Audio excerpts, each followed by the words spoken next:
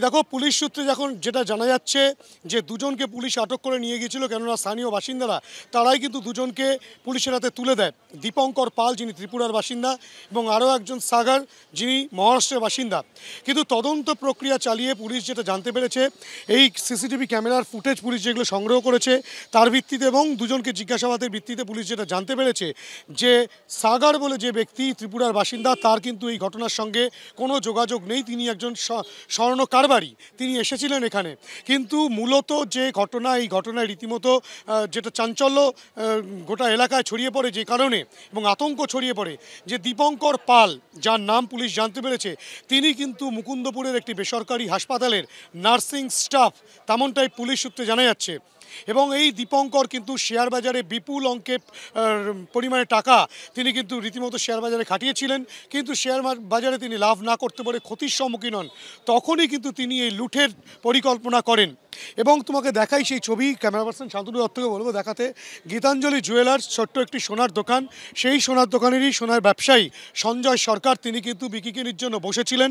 সকাল 11:30 নাগাদ এই দীপঙ্কর পাল তিনি একজন ক্রেতা সেজে ভেতরে প্রবেশ করেন এবং সঞ্জয়ের গলায় যে সোনার চেন ছিল প্রথমে সেটাকে লুট করার চেষ্টা করেন এবং সঞ্জয়ের দোকানের ভিতরে সমস্ত সোনা গয়না সেগুলোকে লুট করার চেষ্টা করতে গেলেই সঞ্জয় বাধা দেয় এবং বাধাপ্রাপ্ত হওয়ার পর তখনই কিন্তু সঞ্জয়ের গলায় ধারালো ছুরির কোপ বসিয়ে দেয়, যেটা দিয়ে সবজি কাটা হয় তেমন একটি ছুরি ছিল, তেমনটাই পুলিশ বলছে। বিষয় হলো দুজন এসেছিল, এসে প্রথমে দোকানে ঢুকে কাস্টমার সেজে যায়। যাওয়ার পরে কি হয়, ওর দোকানে রীতিমতো চিন্তা টাইপের শুরু ওই মুহূর্তে সঞ্জয় দা কী করে ওকে ধরে ফেলে।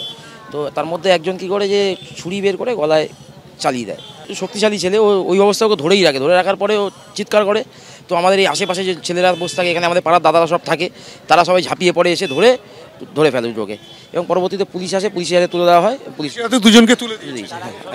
আমরা হঠাৎ করে ওখানে চা খাচ্ছিলাম, দেখলাম যে এখানে খুব চিল্লামিল্লি হচ্ছে। তারপরে আমরা এসে দেখছি যে একজন দুষ্কৃতী গলা কেটে দিয়েছে, গলার নুলিটা কেটে গেছে। স্থানীয় আমরা সঙ্গে সঙ্গে স্টেপ নিয়ে সঙ্গে সঙ্গে হসপিটালে নিয়ে গেছি, আরএনস্টকর হসপিটালে। প্রশাসন সঙ্গে সঙ্গে তৎপর এসে দুষ্কৃতীরা ধরা পড়ে গেছে। ছুরি চালিয়েছে ভেতরে, ওটা আমরা দেখিনি, কিন্তু ও যখন বেরিয়ে চোরটাকে ধরে যখন বেরিয়ে ও আসছে তখন ও চিৎকার করছে বাঁচাও করে, তখন আমরা দৌড়িয়ে এসেছি। ওরা বাজারের মধ্যে যেভাবে আক্রান্ত হতে হলো সোনার দোকানের মালিককে, তাতে আপনারা কতটা ভয়? আমরা তো ভয়তে রয়েছি, কোনোদিন তো হয়নি মুকুন্দপুরে এই জিনিসটাই, এই প্রথম ফার্স্ট দেখলাম, আর তো হয়নি কোনোদিন।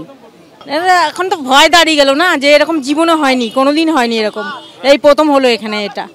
সেই জন্য ভয়েতে যে বাচ্চা নিয়ে আসি বা কিছু সবসময়ের জন্য এইগুলো তো কোনোদিনই হওয়ার কথা না, কিন্তু এই যে হলো প্রথম এটা।